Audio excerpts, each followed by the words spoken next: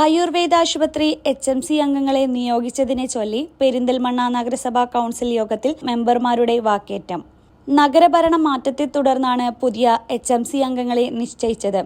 17 അംഗ സമിതിയിൽ ഒരു ഇടത് വാർഡ് കൗൺസിലറടക്കം 12 ഔദ്യോഗിക അംഗങ്ങളുണ്ട്.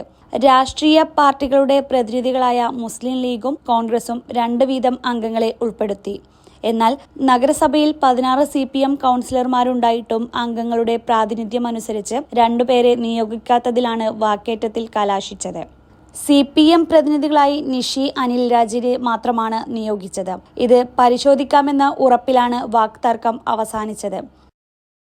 നന്ദിയുണ്ട്.